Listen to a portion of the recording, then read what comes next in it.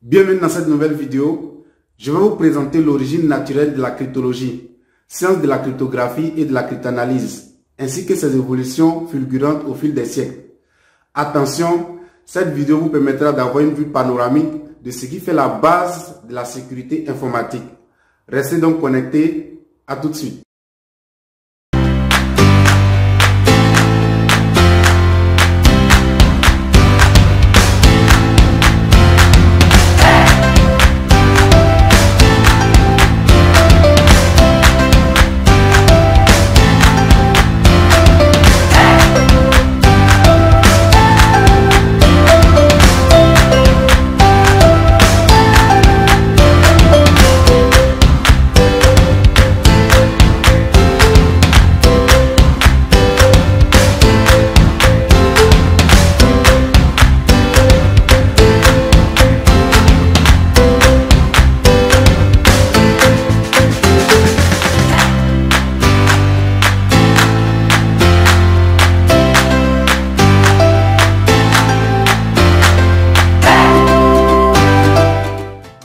Du fait de sa nature sociale, l'homme ressent automatiquement le besoin de communiquer et de surtout conserver les traces de son échange avec les autres. Il cherchera donc des moyens de véhiculer son message par l'usage des symboles dont les hiéroglyphes, qui constituent un système d'écriture figurative permettant la communication des idées. Sauf que l'organisation de la société et l'émergence de points de vue politiques et idéologiques différents vont tout de suite changer la donne. Ainsi, depuis des millénaires, les rois, les empereurs et les généraux ont cherché à se doter de moyens de communication efficaces pour gouverner leur pays ou commander leurs armées, étant conscients des risques encourus si leur message tombait dans les mains d'un ennemi. Cela les a poussés à des codes pour que seuls les destinataires puissent les lire. Ainsi, dans un souci de confidentialité, les nations ont créé des services secrets chargés d'assurer la sécurité des communications par la mise en place des meilleurs codes possibles. C'est donc essentiellement dans un cadre militaire et diplomatique que s'est développée la science des écritures secrètes, à savoir la cryptologie. Si elle s'inscrit dans une tradition qui remonte à l'Antiquité et est complice de l'histoire diplomatique et militaire depuis les Égyptiens, les Grecs et les Romains, elle s'est beaucoup enrichie au fil des siècles par de nouvelles avancées savantes et industrielles pour devenir, à l'aide des technologies Internet avancées, une composante clé de notre quotidien. À l'âge actuel, celui du commerce électronique, du Wi-Fi et du cloud, la quantité des données personnelles du citoyen numérique à protéger augmente considérablement. La cryptologie a évolué vers une science à part entière, relevant à la fois d'un enjeu géopolitique et d'une course à la recherche académique. Alors, c'est quoi la cryptologie? Plus communément appelée la science des codes secrets, elle englobe la cryptographie, qui est l'écriture secrète, et la cryptanalyse, qui est l'analyse de cette dernière. Elle est à la fois une science et un art. Une science, car elle fait appel aux mathématiques et à l'informatique, que ce soit pour chiffrer ou déchiffrer les messages. Un art, car elle fait appel au talent d'intuition, d'imagination et d'invention du décrypteur, faculté étant elle-même secondée par des connaissances linguistiques approfondies. Nous verrons dans d'autres vidéos chacune des sous-branches de la cryptographie présentées sur ce graphe. C'est d'ailleurs une des raisons principales de cette chaîne. À présent, voyons les repères historiques de la cryptologie. Il y en a 4 grands que sont les 3000 premières années, de moins 2000 à 1000 après Jésus-Christ, l'éveil de l'Occident, de 1200 à 1800 après Jésus-Christ, l'essor des communications, de 1800 à 1970, et notre ère, c'est-à-dire l'ère moderne, depuis 1970. Le premier repère, c'est-à-dire la période allant de moins 2000 à 1000 après Jésus-Christ. 4 grandes techniques de cryptologie vont marquer cette époque. En l'occurrence, le chiffre d'Akbash, la citale grecque, le carré de Polybe et le chiffre de Jules César. Le chiffre d'Akbash, c'est une méthode de cryptographie par substitution employée par les Hébreux dès 500 ans avant Jésus-Christ. Il consiste à remplacer chaque lettre en comptant d'abord sa place dans l'alphabet et en la remplaçant par la lettre occupant la même place, mais à partir de la fin de l'alphabet. Ainsi, en l'appliquant avec notre alphabet latin, on remplace un A par un Z, un B par un Y, etc. Il est aussi qualifié de code miroir et utilisent le même procédé pour chiffrer et déchiffrer les messages. Avec cette méthode, le mot chiffre, par exemple, sera envoyé sur le réseau en lieu et place du mot hello de salutation et vice versa. La citale grecque. Les Grecs emploient un dispositif appelé la citale, un bâton autour duquel une bande longue et mince de cuir était enveloppée et sur laquelle on écrivait le message. Le cuir était ensuite porté comme une ceinture par le messager. Le destinataire avait un bâton identique permettant d'enrouler le cuir afin de déchiffrer le message. La subtilité ici, c'est qu'à défaut de bâton identique, le message sur la bande est incompréhensible. Le carré de Polybe. L'historien grec éponyme, environ entre 200 et 125 avant Jésus-Christ, invente son carré, dont s'inspireront bien plus tard d'autres systèmes cryptographiques. Le principe est assez simple. Il consiste à ordonner les lettres de l'alphabet en ordre alphabétique dans un tableau carré de 5 cases de côté, dont chaque ligne et chaque colonne sont numérotées de gauche à droite et de haut en bas. Considérant que l'alphabet français comporte 26 lettres et que le carré possède seulement 25 cases, par convention, les lettres I et J sont fusionnées, comme dans l'image ci-contre. Parfois, d'autres lettres sont fusionnées à la place de celles-ci, comme X et Z ou encore C et K. Ensuite, pour chiffrer un mot, il faut trouver la paire de numéros correspondant à chaque lettre. Le premier chiffre est le numéro de la colonne et le second celui de la rangée. Par exemple, le mot bonjour est ainsi chiffré par le carré de Polybe en 21 pour la lettre B, 43 pour la lettre O, 33 pour la lettre L, 42 pour la lettre J, 43 pour la lettre O, 54 pour la lettre U et 24 pour la lettre R.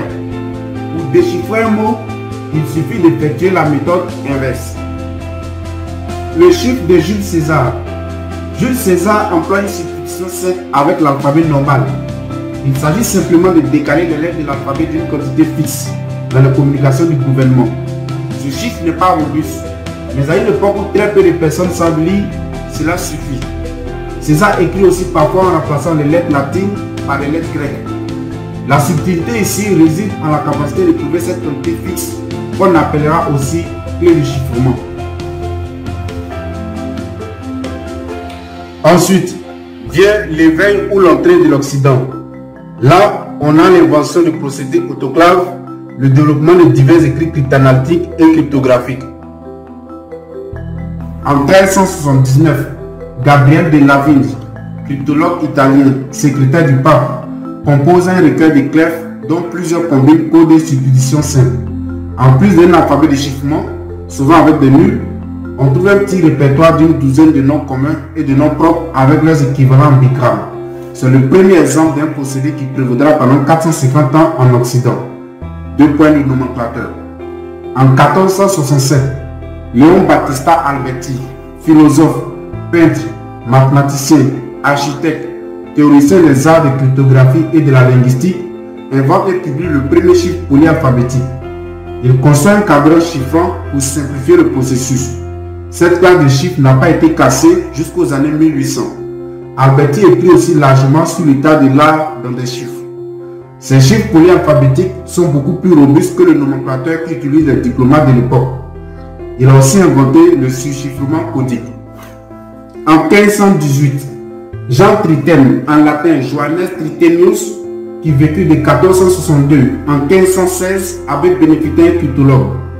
Cet abbé invente un chiffre stéganographique dans lequel chaque lettre est représentée par un mot. Le résultat se présentera sous forme de prière. Il décrit aussi des chiffres polyalphabétiques sous la forme désormais standard de tables de substitution rectangulaires. Son livre imprimé sur la cryptologie est publié 2 ans après sa mort. En 1585, Blaise de Vigenère, qui naît le 5 avril 1523 à Saint-Pourçain sur Sioule et meurt le 19 février 1596, écrit son traité des chiffres ou secrète manière d'écrire. Il présente en haut un tableau du type Tritène que l'on dénomme aujourd'hui à tort carré de Vigenère. Alors, l'essor des communications. Sur environ 2 siècles depuis 1800, la cryptologie va connaître un essor industriel. Des machines seront utilisées pour aider à chiffrer des messages. Certaines ont été utilisées pendant les guerres mondiales, telles que la Hagelin C36 du côté des États-Unis, la machine B21 et la célèbre machine Enigma. 16 cryptologues vont marquer cette époque, dont les plus célèbres sont Gilbert Sanford Burnham, qui a vécu du 3 avril 1890 au 7 février 1960.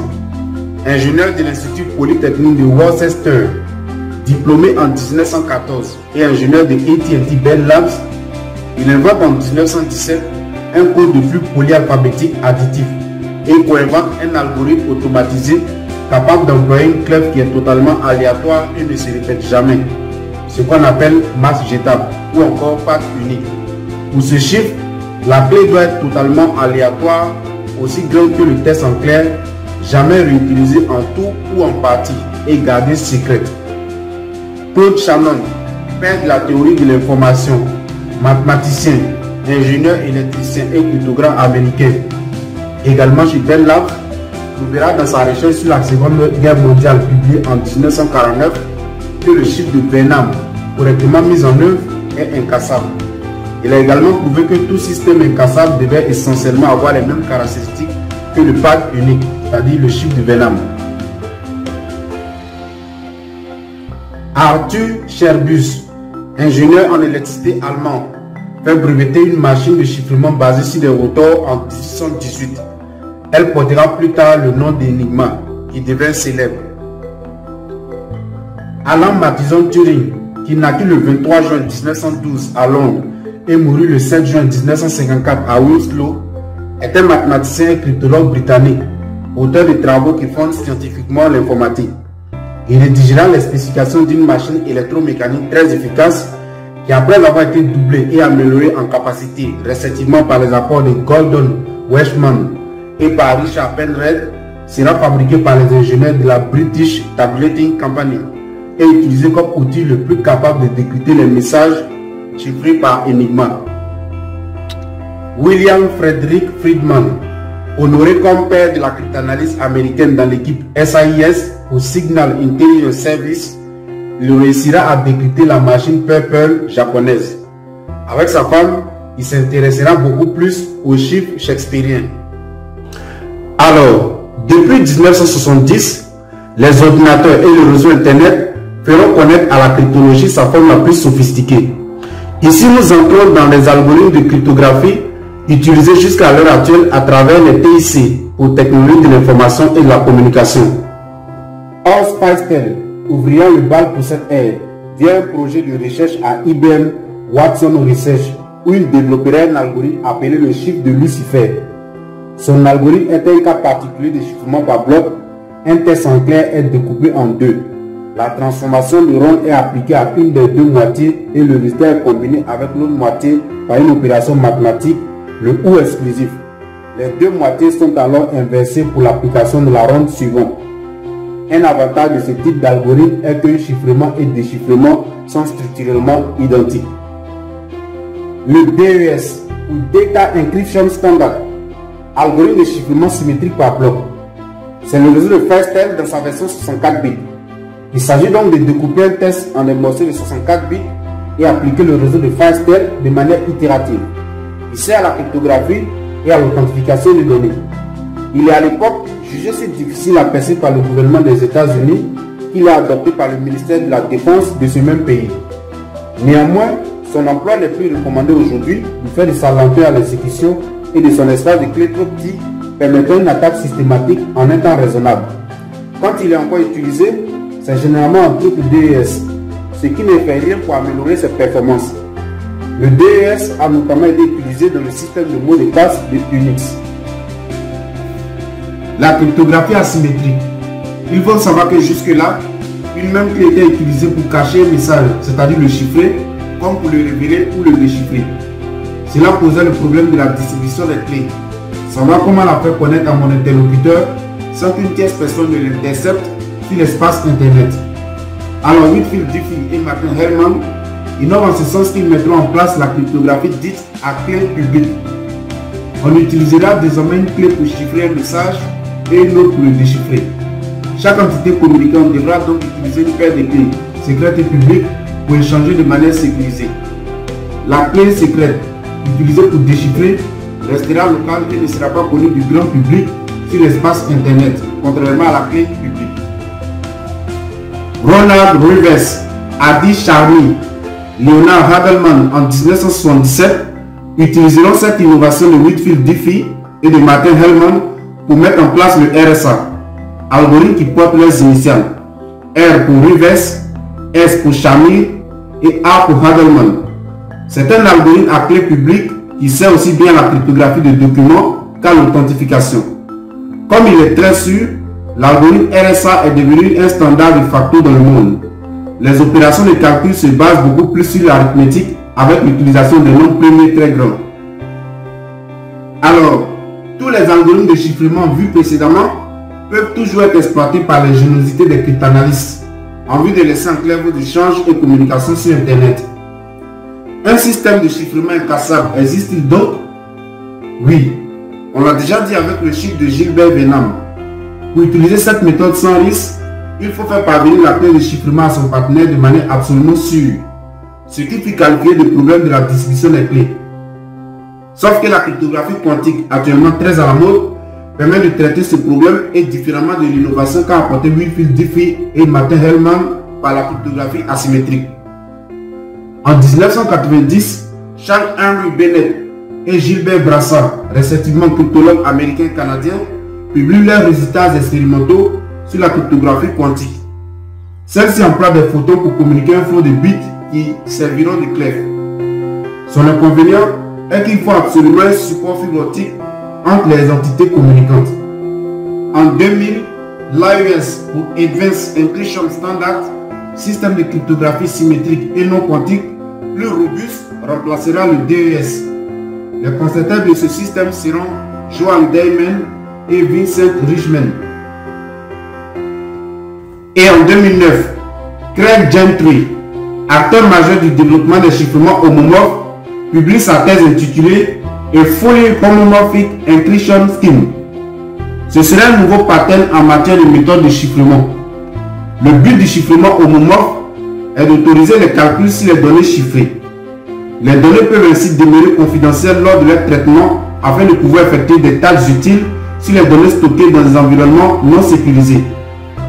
À l'époque des calculs distribués et des réseaux hétérogènes, il s'agit sans nul doute d'un avantage décisif.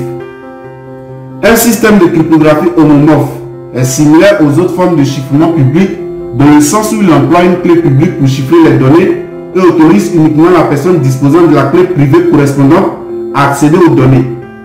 Ce qui la différencie toutefois des autres formes de chiffrement est son recours à un système algébrique pour permettre à une personne d'effectuer un ensemble de calculs ou d'opérations sur les données chiffrées. On l'utilise pour la sécurisation des données stockées sur le cloud, pour l'analyse des données des secteurs réglementés et aussi pour l'amélioration de la sécurité et de la transparence des élections.